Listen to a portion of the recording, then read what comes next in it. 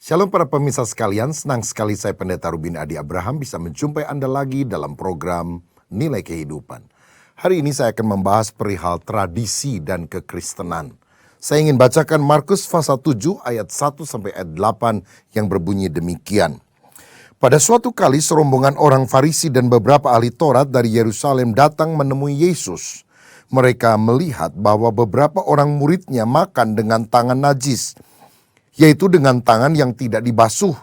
Sebab orang-orang Farisi seperti orang-orang Yahudi lainnya tidak makan kalau tidak melakukan pembasuhan tangan lebih dulu, karena mereka berpegang pada adat istiadat nenek moyang mereka. Dan kalau pulang dari pasar mereka juga tidak makan kalau tidak lebih dahulu membersihkan dirinya.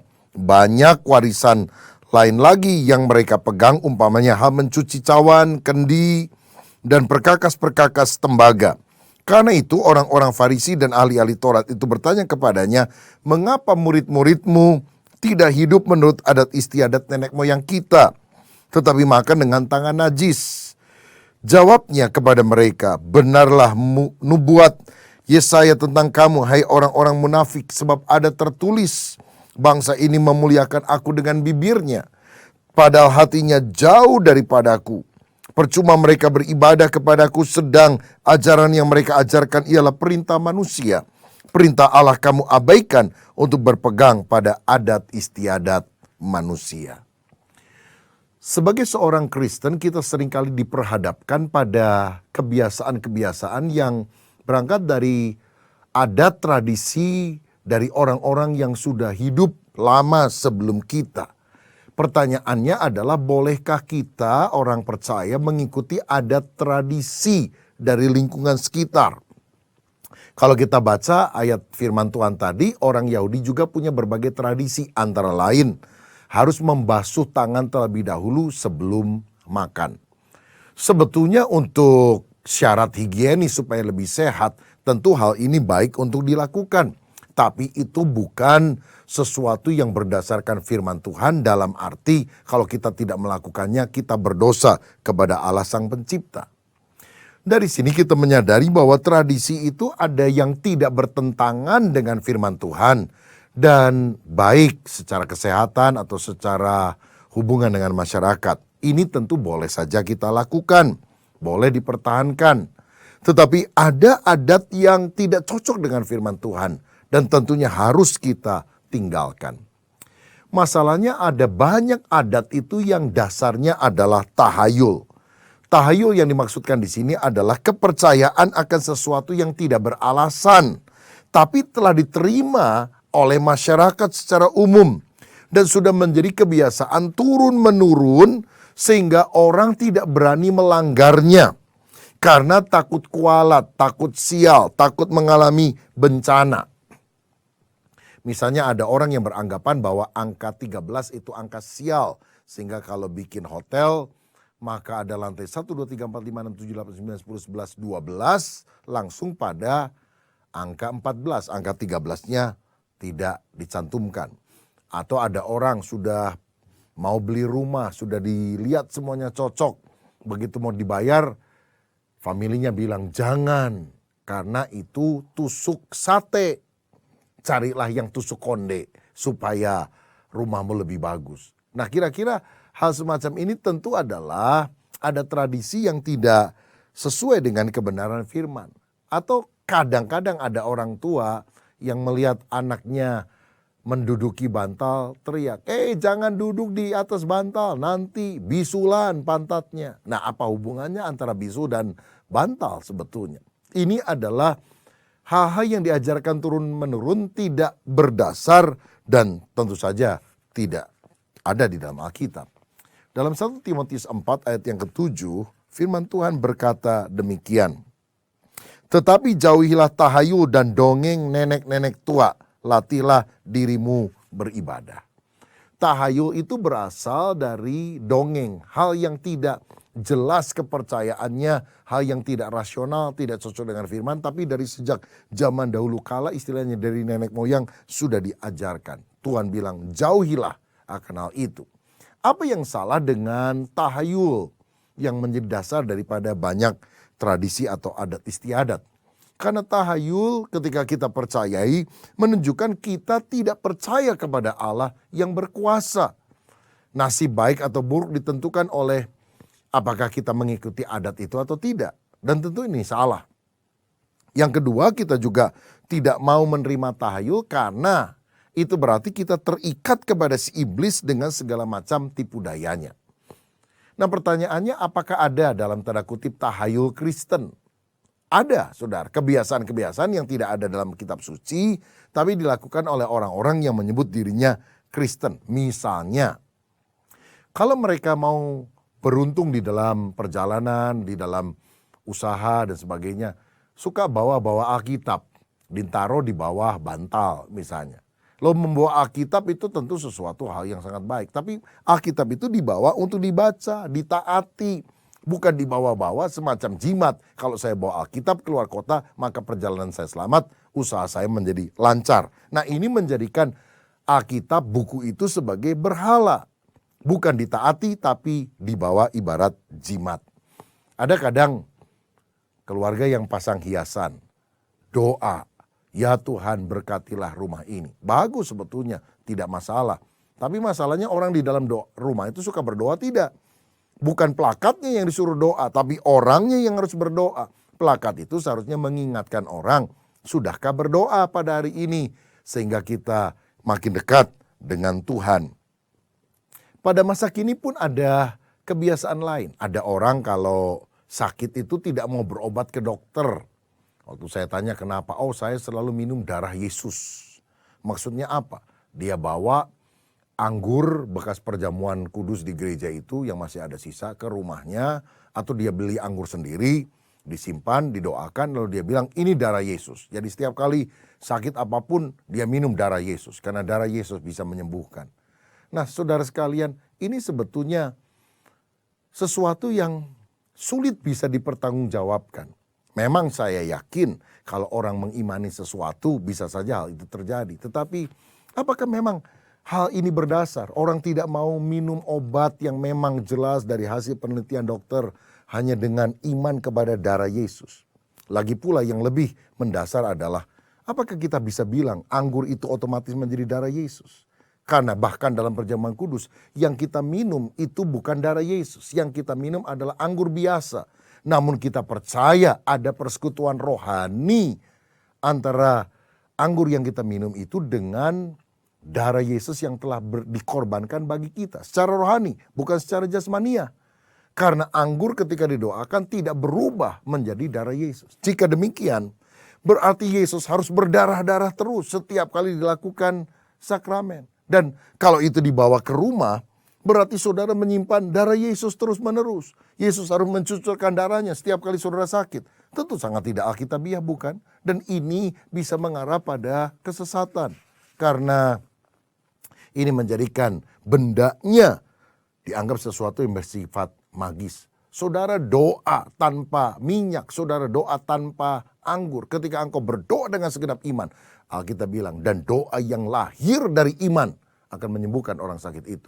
Bukan minyaknya, bukan anggurnya, tapi doa yang lahir dari iman. Iman kepada siapa? Iman kepada pribadi Yesus.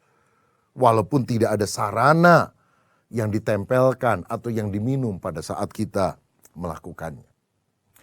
Jadi pendek kata, kita harus mendasarkan seluruh iman kita pada kebenaran firman. Sehingga ada tradisi, kalau tidak bertentangan dengan firman, oke. Tapi kalau bertentangan dengan firman, walaupun sudah dilakukan dari sejak zaman dahulu kala oleh banyak orang, kita harus tolak. Nah, sekarang ada beberapa tradisi di sekitar pernikahan yang saya mau bahas.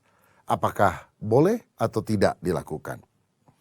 Begini, saudara sekalian, orang tua ingin tentu anak-anaknya berbahagia. Dan kalau mereka mau menikah tentu ada persiapan-persiapan yang dilakukan. Tetapi bila kita melakukan syarat tertentu atau peraturan-peraturan tertentu yang tidak alkitabiah dengan pengharapan supaya anak kita bahagia di dalam pernikahan, maka kita melakukan sesuatu yang bodoh, keluar dari anugerah Allah dan membuat Allah menjadi cemburu dengan perilaku kita. Misalnya, mau nikah cari hari baik, tanya kepada orang pintar, kapan ya hari baiknya? Lalu pada waktu keluar rumah diatur langkahnya, apakah mesti langkah kaki kiri dulu atau kaki kanan dulu. Jamnya juga diatur menurut pertimbangan daripada orang pinter ini. Bahkan orang Tionghoa bilang sionya mesti cocok. Jangan sio beda. Nanti misalnya sio kelinci sama sio ular. Wah, ini kelinci ditelan terus sama ular. Apalagi kalau yang kelinci itu yang suami, ular adalah istrinya. Pasti istri menjadi dominan. Nah, hal-hal semacam ini kan tradisi yang sama sekali tidak cocok dengan firman Tuhan. Dan tidak perlu kita lakukan. Jika demikian bagaimana dengan tradisi lain? Misalnya sebelum pernikahan pihak keluarga biasanya mengunjungi keluarga wanita untuk melamar dan membawa mas kawin. Ada yang buah-buahan, ada yang membawa pokoknya buah tangan yang lain. Sebetulnya tidak jadi masalah untuk hal tersebut. Karena kalau saya baca di dalam Kejadian pasal 24, hamba Abraham ketika meminang Ribka untuk menjadi istri bagi Ishak anak tuanya itu, membawa baju yang indah, perhiasan yang diberikan kepada baik Ribka maupun orang tua dan saudara-saudara mereka. Sehingga mereka merasa senang dan berbahagia karena merasa dihargai. Sehingga Ribka juga diizinkan untuk menikah dengan Ishak. Ada orang Kristen yang bilang, saya sudah bebas dari segala aturan itu. Jadi kalau melamar atau apapun, datang dengan tangan kosong saja. Tidak perlu bawa apa-apa. Atau kalau mau bawa sesuatu, mas kawinnya adalah Alkitab dan buku nyanyian. Apa kira-kira begitu saudara sekalian? Saya rasa hal-hal yang baik yang tidak bertentangan dengan firman Tuhan. Membawa pakaian yang bagus, membawa permen, membawa buah-buahan. Sesuatu yang boleh-boleh saja dilakukan. Namun ketika ada persyaratan yang harus dilakukan. Misalnya nampannya jumlahnya harus sekian. Bakinya yang membawa mesti urutan. Anak nomor 1, 2, 3, 4, 5. Lalu sebagian harus dikembalikan, jumlahnya mesti persis sama. Intinya kalau ada aturan-aturan yang ketika kita melanggarnya, mungkin karena kita tidak paham, dianggap membawa kesialan, kutukan. Nah, itulah yang bertentangan dengan firman Tuhan. Yang tidak boleh kita percayai atau tidak boleh kita lakukan. Pemirsa sekalian, lagi pula hal yang mendasar ketika akan dilakukan pernikahan, jangan kita berdoa bagi arwah, mungkin orang tua atau kakek nenek yang sudah meninggal. Menghargai orang tua sesuatu yang harus dilakukan. Bahkan setelah mereka meninggal dunia kita tetap harus respect, menghargai. Dalam arti kita harus menghormati mereka yang sudah menjadi leluhur kita. Kita mencontoh teladan baik. Tapi bukan dengan cara berdoa. Sebab doa hanya ditujukan kepada Tuhan. Coba logikanya begini. Orang tua kita atau kakek nenek kita pada waktu mereka masih hidup. Kita kan tidak pernah berdoa kepada dia toh. Kenapa setelah kita mati, kita harus berdoa kepada dia? Apakah dia berubah menjadi Tuhan setelah meninggal dunia? Kan tidak. Doa hanya ditujukan kepada satu pribadi, yaitu Tuhan Allah Sang Pencipta langit dan bumi. Dan bukan ditujukan kepada arwah siapapun yang sudah meninggal. Jadi, hal-hal yang tidak bertentangan dengan firman, lakukan. Sesuatu yang baik boleh dilakukan. Tapi yang tidak ada dasar Alkitab harus kita tinggalkan. Nah, ada tradisi lain yang berkaitan dengan masalah penguburan. Ada pertanyaan yang sering kali muncul. Apakah orang Kristen sebaiknya dikubur atau dikremasikan? Dibakar. Saudara, Alkitab mengajarkan kepada kita bahwa Tuhan sanggup membangkitkan orang mati bahkan dari dalam debu. Artinya, nasib kekal seseorang tidak terpengaruh dengan cara apa yang dilakukan kepada jasad, jenazah, atau si mayat itu. Kita tidak bilang kalau dikubur pasti masuk surga, kalau dibakar pasti masuk neraka. Saudara lihat di dalam sejarah ada banyak martir, orang-orang mati syahid karena percaya kepada Kristus. Dan bagaimana caranya mereka diperlakukan? Dibakar oleh orang yang tidak mengenal Tuhan. Polikarpus misalnya. Salah satu murid dari Rasul Yohanes. Karena setia kepada Tuhan dibakar dengan api. Apakah kalau dia dibakar sampai mati, kemudian dia tidak masuk surga dan pasti masuk neraka? Tentu tidak. Jadi yang Tuhan lihat adalah imannya. Bukan perlakuan kepada jasad itu. Namun jika kita ditanya, mana yang lebih alkitabiah? Dikubur atau dikremasikan? Jawabannya jelas, dikuburkan. Karena Alkitab tidak pernah mencatat sekalipun masalah kremasi ini. Dan kremasi itu bukan berdasar dari ajaran kekristenan. Bahkan teladan tokoh-tokoh Alkitab semuanya mati dan dikubur. Abraham mati dan dikubur. Ishak mati dan dikuburkan. Yakub mati dan dikuburkan. Dan terutama Yesus sendiri, dia mati dan dikuburkan, tidak dikremasikan. Sehingga kita ketika harus menentukan pilihan, yang paling baik, yang paling alkitabiah adalah dikuburkan. Bagaimana kalau ada orang yang dikremasikan? Mungkin dia tinggalnya di Hong Kong katakan, atau di Singapura yang tanah begitu mahal dan izin untuk penguburan itu sulit diperoleh. Sekali lagi, kalau dia beriman kepada Kristus, perlakuan kepada jenazah tidak mempengaruhi nasib kekalnya. Tetapi di dalam etika kita harus memilih mana yang benar atau salah. Atau jika itu bukan masalah benar atau salah, mana yang baik atau kurang baik. Pilihlah sedapat mungkin yang lebih baik. Pemirsa sekalian, ada beberapa hal yang saya juga ingin jelaskan berkaitan dengan masalah keadaan orang mati. Yang pertama, kita harus memahami bahwa sesudah orang meninggal tidak ada kesempatan lagi untuk dia bertobat. Jadi kalau dia masuk neraka setelah didoakan oleh keluarganya bisa pindah masuk ke surga. Itu tidak akan bisa terjadi. Karena itu tidak perlu dilakukan mendoakan arwah supaya mendapatkan tempat terbaik di sisi Tuhan. Ada doa khusus pada hari ke-7, hari ke-4, hari ke-100. Seakan-akan perbuatan dari keluarga dan rekan-rekan bisa mempengaruhi nasib kekalnya. Namun jika diadakan persekutuan doa in remembrance untuk mengingat bahwa setelah jangka waktu tertentu Tuhan tetap memeliharakan keluarga, dan persekutuan ini ditujukan bukan untuk mendoakan si arwah, tetapi menguatkan hati daripada anggota keluarga yang telah ditinggalkan. Boleh saja, tapi ingat, tidak ditujukan doa itu kepada orang yang telah meninggal. Hal kedua yang berkaitan dengan ini adalah orang yang sudah mati tidak membutuhkan lagi perkara-perkara yang fana. Dia tidak perlu makanan lagi, dia tidak perlu pakaian lagi. Karena itu kita tidak perlu membekali dia dengan rumah-rumahan yang kita bakar, mobil-mobilan yang kita bakar, uang-uangan yang kita bakar. Seakan-akan apa yang kita lakukan di sini akan menentukan hal di alam sana. Karena dunianya sudah sangat berbeda, alamnya sudah sangat berbeda. Jadi kita tidak perlu melakukan hal yang tidak dicantumkan di dalam Alkitab. Dan sebetulnya tidak ada faedah sama sekali. Dan hal yang ketiga adalah orang yang mati itu akan pergi ke Hades. Bagi orang yang tidak percaya, yaitu alam maut, yaitu intermediate state, tempat sementara sebelum mereka masuk ke dalam neraka. Karena orang yang mau masuk ke neraka harus dihakimi dulu menurut Alkitab dalam pengadilan tahta putih yang besar untuk menentukan derajat penghukuman di api neraka. Sedangkan orang percaya yang meninggal dunia akan masuk ke Firdaus. Ada yang menyebut dengan istilah pangkuan Abraham sesuai dengan Lukas pasal yang ke-16. Ini juga belum sorga tetapi tempat perhentian sementara. Tapi Hades orang sudah merasakan nyeri siksaan karena api yang panas.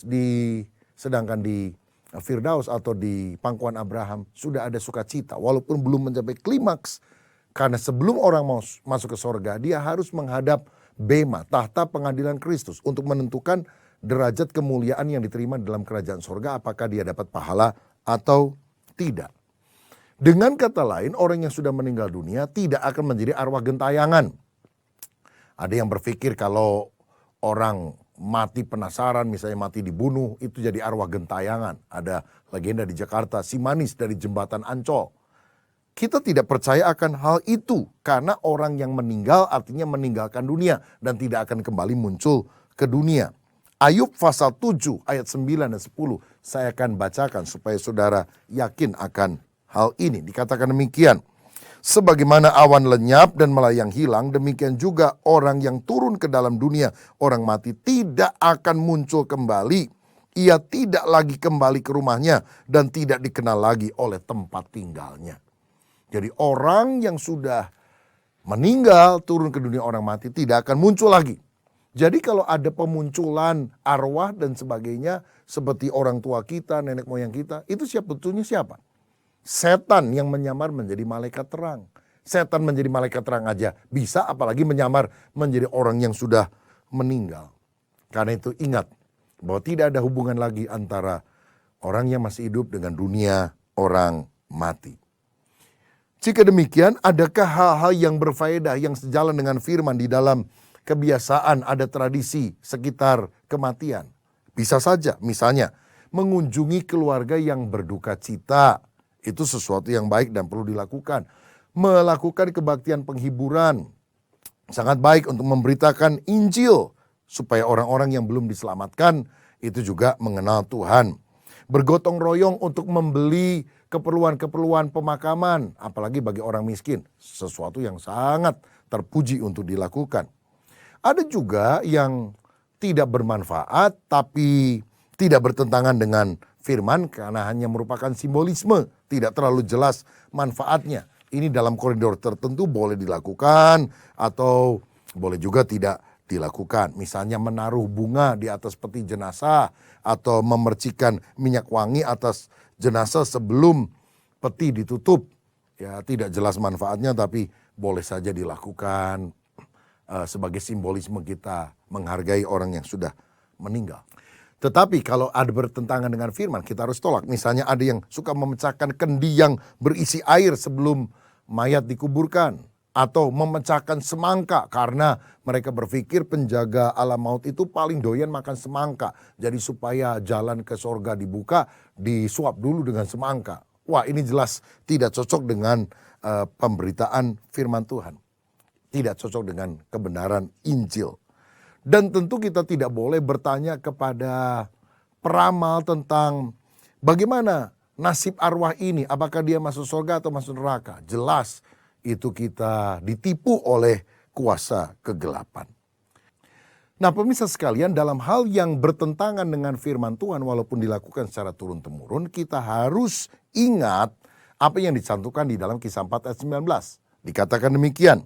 Tetapi Petrus dan Yohanes menjawab mereka, silakan kamu putuskan sendiri manakah yang benar di hadapan Allah, taat kepada kamu atau taat kepada Allah.